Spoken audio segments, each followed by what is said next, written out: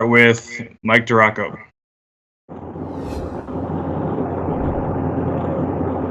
Hey, Doug, that's not my noise, by the way. I don't know where that's coming from. Can you just kind of give us an update? Josh Allen and all the other guys that got hurt, Clay Brooks, DJ Hayden, those guys? Sure. I'll just go down the list I got, right? Sure.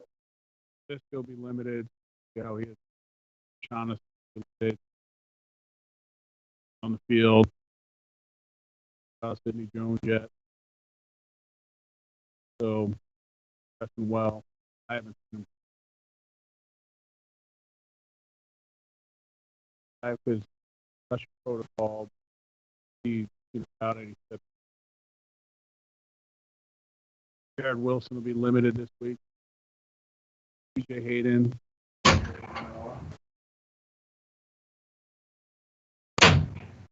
Hey, Doug, we can't hear any of that. Get on it.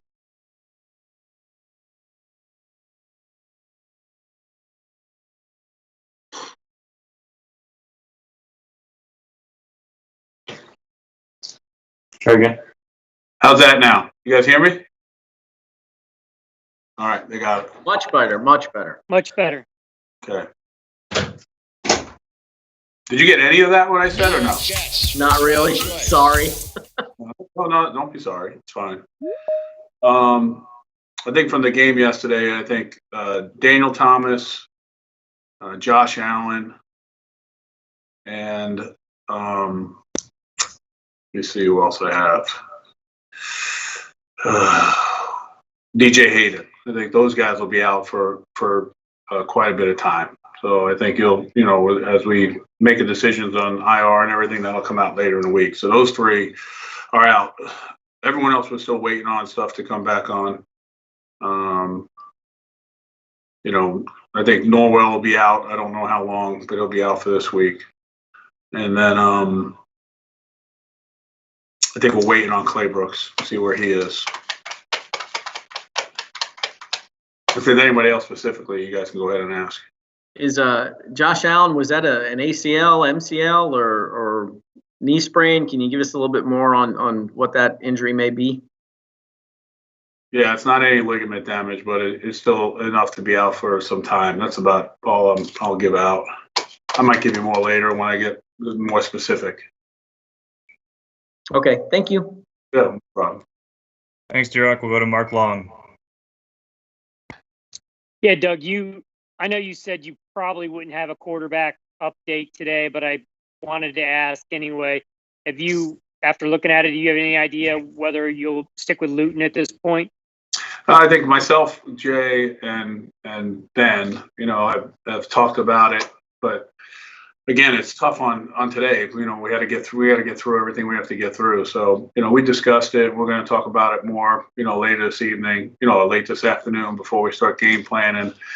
Then we'll have to see where Gardner is, see where Mike is, see where Jake's at, and then obviously make a decision and go forward. So we really haven't had a lot of time to really sit down and hash it all out.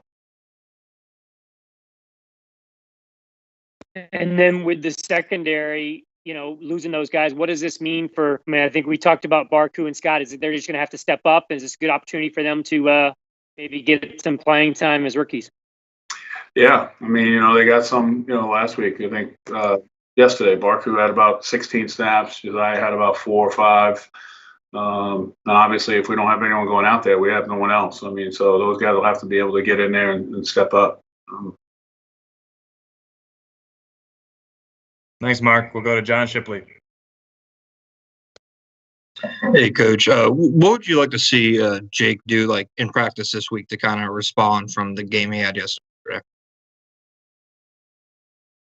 I don't know. It's a tough. It was a tough deal. It was good defense and good pass rush, and threw a couple nice balls. One, like to have some back. A couple got tipped. Just to see where he's at. I think practice is so different. I think anyone can go out there and you're going to see a lot of things that you like, but when you go out there on Sunday, it's a whole different ball game. And I think it was a good experience for him. Those would be some of the discussions that we have later this afternoon. Questions like that. Thanks, Coach. Appreciate it. Thanks, Chip. We'll go to Mia O'Brien. Hey, Doug, on a little bit of a lighter note, I realized we didn't even ask you extensively about Keelan's onside kick yesterday. Can you walk us through that a little bit and how that came to be? Yeah, we were working on it, quite a bit, for like a week or two. And, it's one of those things that really look good in practice. And, I think we had a good opportunity, and the plan is, from the beginning was to take the football. We didn't have that option because obviously they won the toss and declined. And, hey, listen, if we can just go ahead and score, we're going to do it after a score, especially get a lead. So that was kind of what, the game plan was going into it. And then I think 27 for them made a really good play. I mean, we'd like to get a little bit more height on it, but, they made a good play. They just sometimes you don't make them. Just trying to gain another possession. Did Keelan approach you guys about that play, or did you guys go to him? And did he have experience kicking before? I think when Joe comes later in the week, I just kind of went out there and was watching it and saw it. I didn't really ask about how it came about, but I think Joe obviously will have all those answers for you. Thanks, Mia. We'll go to Gary Smits. Yeah, Coach. Also on a little bit different subject, how well do you know Brock Spack at Illinois State, if at all? Not at all. Okay.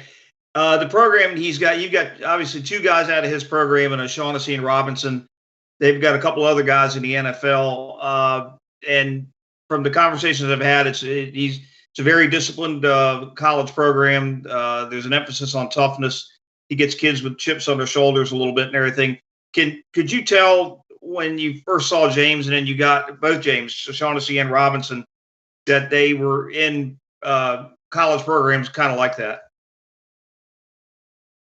Yeah, I mean, I would say the majority of people that come in are going to be, they're going to do everything they're supposed to do and listen when they're trying to make a team. I think then, I think what shows up is when they get on the field. Are they, how are they, are they coachable? Are they available?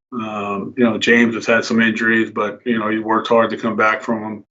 Talking about O'Shaughnessy, and then obviously James Robinson has shown that he's all of that. So, there's traits. Some are innate. Some people have them. In them. Some people it's developed. At some point in time. I know that there were certain teams when I was in college that would come around and really try to find players in certain programs. Because they knew that the players were accountable and they were tough and they practiced and they were available. So I think that goes on. I'm not going to deny that. Okay, thank you. Sure. Thanks, Gary. We'll go to John Reed. How you doing, Coach? During this losing streak, do you approach everything? Do you put everything on the table? Are you looking? I mean, when you're in a situation like this, do you evaluate everything? I mean, what is the sort of like the process for you? What do you mean evaluate everything? Like trying new things, looking at your offensive line. I mean, do anything. I mean, we'll try to do anything. It's just, it's tough. That a lot of times guys are going in there that haven't, they haven't even played. You haven't even seen them play before. So, those are the things that are going in, into it. So, any move you can make, any person you can put in, anything you can do, we'll do. I don't have a problem with that. You guys know. I mean, but the problem is you're constricted from a time standpoint, from a practice standpoint, from a rep standpoint, from a lot of things. So as much as you want to make wholesale changes or maybe make wholesale changes, that's challenging in itself. So you're trying to, change things up. I think we've changed, quite a bit, especially on the defensive side. We've seen some of that stuff help us. But, at the end of the day, you still got to go out there and, we've probably gone through a couple of players. I don't know what the exact numbers are with the injuries and people that are playing. We've flexed a bunch of guys up this year to see what they can do. So we're trying to get as many, do as much as we can to try to get out. So I agree with you. I mean, I'm willing to do anything. And just a follow up, what would it mean to you to just get a win personally? Yeah, I mean that's what we try to do every week. I mean, it's just like I said before. I think I said it, the other week, and people can say what they want, but I mean, you play to win. I mean, you play to win. You put all this work in, and you do all this stuff, and you try to win. I think for me personally, I'd much rather do it for the players and the coaches, to be able to win. I mean, that to me is more important than anything, for myself. You see them actually putting the work in. You see them, they're sore or they're beat up, and they're going out there and they're practicing and they're studying, and the coaches are here late putting together a plan. I'd like to see, all this stuff come together, for them. Personally, that's how I look at it. Thank you, Coach. Yeah. Thanks, John. We'll go to Demetrius. Hey, Coach, with Andrew Norwell obviously missing some time, do you expect Tyler Shatley to take his place as he did on Sunday? Yeah, I think, that's probably, the first instinct that we've talked about, but we'll work Ben in there too. I mean, that's not, Ben Barch in there as well. So, and then, McDermott will be up as probably the backup center.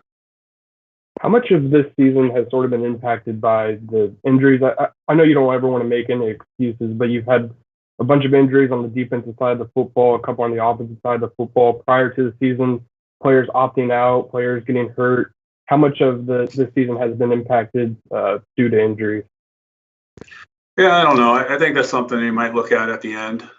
You know what I'm saying, Demetrius? It's not something that you're thinking about, at the course of it, of, what impact is this? Because you're kind of like what John's question is, you're constantly looking, to win. You're constantly looking to go ahead and, trying to figure it out. That's like, today I would have been a lot of, they've probably been further ahead, but, we're talking about, who's going to be available first, like who we're actually going to, have up and what moves we have to make to, be able to get out there and field the team. So that's kind of how, my thought process in looking at it. So, again, I think that's something for, that goes about afterwards, because it's like you get a lot of questions, or people ask you questions, and, a lot of it's, so what about this? And, a lot of it's the past, a lot of it's what happened 2 weeks ago, a lot of, and I try to explain to people, I don't have that time, to look at it, because I've got to constantly be moving forward in order to help this team win. And that's what I'm trying to do. And, looking back, it right now is not going to help, at the moment of what we need to do to try to get a win. So that's how I try to go about it. But, maybe some, the coordinators or the coaches or some of the players might have a little bit more insight into that, but that's just not the way my thought process is. Appreciate it. Yeah, no problem. Thanks, Demetrius. We'll go back to D-Rock for one more. Hey, Doug, is Gardner's thumb good to go for this week? So if there's a choice to be made that he's completely healthy and it would not be related to the thumb? I got to see him throw. I see him throw a little bit. I want to see him, throw a whole thing, and I'll have a better feel for it. The trainers and everyone and Gardner said he feels good. I mean, he feels 100%. But, I just want to make sure that myself, Ben, and Jay are able to see it and watch it before, trainer's evaluation of someone throwing, is a little bit different, I think, than, coach's evaluation. Are you worried at all about Jake's mindset after a day like yesterday, and eager to see how a kid like that bounces back too? Yeah, I mean, I think he's a resilient kid. I trust him for that. He'll know he'll get, and he knows he has no choice, but to be able to bounce back. So I don't think that's an issue. He's a tough kid. Thank you. You're welcome. All right. Thanks, everybody. Thanks, Coach. We'll see you guys on Wednesday. Yep.